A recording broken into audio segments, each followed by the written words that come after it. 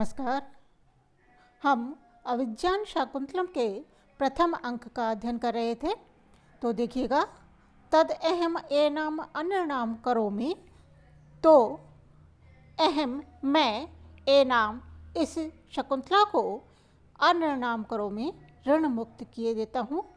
इति अंगुलियम दातुम इच्छति, यह कहकर अपनी अंगुलियम जो अंगूठी है दातुम इच्छति देना चाहता है। उभे नाम मुद्राक्षराणि अनुवाच्य परस्परम अवलोक्यतः। उभे दोनों जो सखियां हैं, नाम मुद्राणी अक्षराणि नाम मुद्रा के अक्षरों को अनुवाच्य पढ़कर परस्परम अवलोक्यतः एक दूसरे को देखने लगती हैं। राजा कहता है, अलम अस्मान अन्यथा संभाव्य। अस्मान मुझे, अलम अन्यथा संभाव्य और कुछ ना समझा, अर्थात आप यह नाम पढ़कर मुझे दुष्यंत ना समझें। राज्यः परिग्रहो अयम, यह तो राजा से उपहार में मिली है। इति राजपुरुषम माम अवगच्छत, इसलिए मुझे राजपुरुष समझिए। प्रियमदा कहती है, तेन ही न अर्हति एतद अंगुली वियोगम। तेन ही, तब तो एतद यह जो अंगूठी है, अंगुली वियोगम अंगुली से अलग न अर्हति नहीं होनी चाहिए, अर्थात इसे अपनी ही अंगुली में पहने। आर्यस्य वचनेन अन्य इदानीम एषा। आर्यस्य वचनेन आपके कहने मात्र से, इदानीम अब, एषा यह, अन्न ऋण मुक्त हो गई है। किंचित विहस्य कुछ हंसकर, हला शकुंतले मोचितस्य अनुकंपना आर्यण अथवा महाराजेन। हला शकुंतले, सखी शकुंतला, अनुकंपना आर्यण इन दयालु सत्पुरुष के द्वारा, अथवा महाराजेन अथवा महाराज के द्वारा, मोचितासी तुम ऋण मुक्त कर दी गई हो। गच्छ इदानीम, अब तुम जाओ। शकुंतला अपने मन में आत्मगतम मन ही मन कहती है, यद आत्मनः प्रभविष्यामि, जा तो मैं तब सकूंगी जब मैं आत्मनः प्रभविष्यामि अपने वश में होऊंगी। प्रकाशम प्रकट रूप में, का त्वं विसर्जयितव्यस्य रोधव्यस्य, तुम मुझे भेजने के लिए अथवा रोकने के लिए कौन होती हो, अर्थात यह मेरी इच्छा पर निर्भर है कि मैं जाऊं या ना जाऊं। राजा शकुंतलावलोक्य, शकुंतला को देखकर आत्मगतम मन ही मन कहता है, किम नु खलु यथा वयम अस्याम एव इयम अपि अस्मान प्रति स्यात्। किम नु खलु, क्या, यथा जिस प्रकार, वयम मैं, अस्याम इस पर अनुरक्त हूँ, इयम अपि क्या उसी प्रकार यह भी, अस्मान प्रति स्यात् मुझ पर अनुरक्त होगी। अथवा लब्ध अवकाशा में प्रार्थना, अथवा मेरी मनोकामना को अवसर मिल गया है। कुतः, क्योंकि वाचम न मिश्रयति यद्यपि मद्वचोभिः कर्णम ददाति अभिमुखम मयि भाषमाणे, कामम न तिष्ठति मदानन सम्मुखिना भूयिष्ठम अन्य विषय न तु दृष्टिरस्यः। यद्यपि मद्वचोभिः, यद्यपि यह मेरे वचनों के साथ, वाचम अपना वचन, न मिश्रयति नहीं मिलाती है, मयि भाषमाणे मेरे बोलने पर, अभिमुखम मेरी ओर, कर्णम ददाति कान लगाती है, अर्थात ध्यानपूर्वक सुनती है। मद आनंद सम्मुखिना मेरे मुख के सामने मुख करती हुई, कामम न तिष्ठति भले ही नहीं बैठती है, किंतु अस्याः दृष्टि इसकी दृष्टि, भूयिष्ठम अत्यधिक, अन्य विषया ना अन्य विषयगत नहीं होती है, अर्थात मेरे अतिरिक्त दूसरी ओर नहीं जाती है।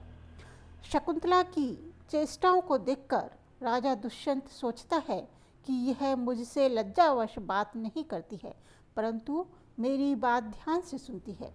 मेरे सामने नहीं बैठती है, परंतु इसकी दृष्टि मेरी ओर ही लगी रहती है। इस प्रकार की चेष्टाओं से ज्ञात होता है कि यह मुझ पर उसी प्रकार अनुरक्त है जैसे कि मैं इस पर अनुरक्त हूँ। नेपथ्य, नेपथ्य से आवाज़ आती है। भो भोस्तपस्विनः सन्निहितास्तपोवन सत्वरक्षायै भवत्। भोस्तपस्विनः, हे तपस्वियों, तपोवन सत्वरक्षायै, तपोवन के जीवों की रक्षा के लिए, भवत्, आप लोग, सन्निहितः, समीपवर्ती हो जाइए। प्रत्यासन्नः किल मृग्या विहारी पार्थिवो दुष्यन्तः, क्योंकि मृग्या विहारी, शिकार के लिए विचरण करने वाले, पार्थिवो दुष्यन्तः, राजा दुष्यंत, प्रत्यासन्नः, समीप ही हैं। तुरग खुरहतस्तथा ही रेणुर्विटप विषाक्त जलार्धवल्कलेषु पतति परिणतारुण प्रकाशः शल्भ समूह आश्रम द्रवेशु। तथा ही, क्योंकि तुरग खुरहतः, अश्वों के खुरों से उड़ाई गई, परिणत अरुण प्रकाशः, संध्या कालीन सूर्य की कांति के समान लाल कांति वाली रेणु धूलि, शलभ समूह एवं टिड्डियों के समूह की तरह, विटप विषक्त जलार्ध वल्कलेषु, जिनकी डालियों पर सुखाने के लिए मुनियों के जल से भीगे वल्कल वस्त्र डाले गए हैं, आश्रम द्रुमेषु, ऐसे आश्रम के वृक्षों पर पतती पड़ रही है। नेपथ्य से कहा जा रहा है कि राजा दुष्यंत के अश्वों की खुरों से उड़ाई गई धूलि आश्रम की डालियों पर पड़ रही है। यह दृश्य रंगमंच पर दिखाने योग्य नहीं है, इसलिए नेपथ्य वचन से ही इसकी सूचना दी गई है। यहाँ धूलि से शलभ समूह की साम्यता से कवि का तात्पर्य है कि जिस प्रकार शलभ समूह कृषि के लिए हानिकारक होता है, उसी प्रकार अश्वों के खुरों से उठी हुई धूलि तपोवन में उपद्रव की सूचक है। अपिचा, और भी है, तीव्राघात प्रतिहत तरु स्कंध लग्नेक दंतः पादाकृष्ट व्रतति वलया संग संजात पाशः मूर्तो विघ्नस्तपस एव नो भिन्न सारंग यूथो धर्मारण्यम प्रविशति गजः स्यंदन आलोक भीतः। स्यंदन आलोक भीतः, रथ को देखने से भीतः, भयभीत हुआ। तीव्राघात प्रतिहत तरु, दौड़ने के वेग से, तीव्र प्रहार से, जिसने वृक्षों को तोड़ दिया है। स्कंध लगनेक दंतः, पार्श्व में देखने के कारण एक दांत स्कंध भाग में लगा हुआ है। पादाकृष्ट व्रतति वलया संग संजात पाशः, पैरों द्वारा खींची गई लताओं का समूह लिपट जाने से जिसके पैरों के लिए पाश बन गया है। भिन्न सारंग यूथः, जिसने मृगों के झुंड को तितर वितर कर दिया है। गजः, ऐसा हाथी। नह तपसः मूर्तः विघ्नः एव, हमारी तपस्या के लिए शरीरधारी विघ्न के समान। धर्मारण्यम प्रविशति, तपोवन में प्रवेश कर रहा है। आशय यह है कि जंगली हाथी राजा के रथ को देखने से भयभीत होकर तेजी से भागता हुआ तपोवन में घुस रहा है। तीव्र वेग से भागने से उसने वृक्ष तोड़ दिए हैं और लता समूहों को खींचकर उनसे लिपटा हुआ है और जंगल के सभी जीवों को व्याकुल कर रहा है। यह तपोवन में तपस्या के लिए शरीरधारी विघ्न के समान है। अतः सभी तपस्वी अपनी अपनी रक्षा के लिए सचेष्ट रहें। सर्वः कर्णम दत्वा किंचिदेव संभ्रांतः, सर्वः कर्णम दत्वा, सभी कान लगाकर अर्थात ध्यान से सुनकर, किंचिदेव संभ्रांतः, कुछ घबरा सी जाती हैं। राजा आत्मकथन अपने मन में कहता है, अहोधिक पौरा अस्मद अन्वेषणस तपोवनम उपरुंधंती। अहोधिक, ओहो धिक्कार है।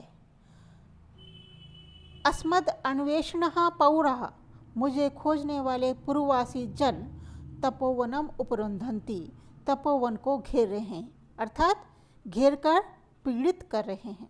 भवतु, अच्छा, प्रतिगमिष्यामस्तावत्, मैं लौट जाता हूँ। सख्यौ, दोनों सखियाँ कहती हैं, आर्य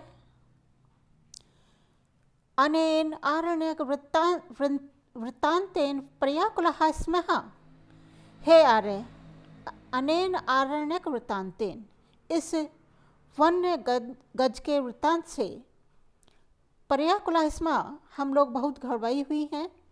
अनुजानि ही नह उटज गमनाय, अतः नह, हम लोगों को उटज गमनाय, अपनी कुटी पर जाने की अनुजानि ही स्वीकृति दीजिए।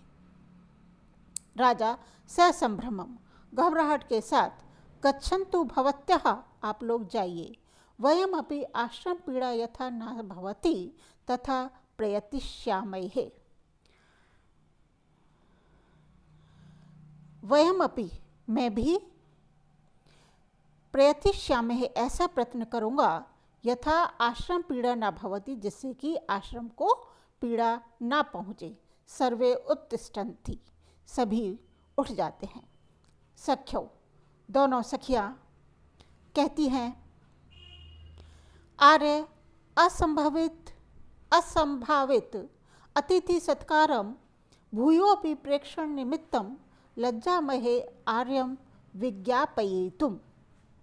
आर्य, हे आर्य, असंभावित अतिथि सत्कारम, हमारे द्वारा आपका अतिथि सत्कार नहीं हो पाया है, ऐसे में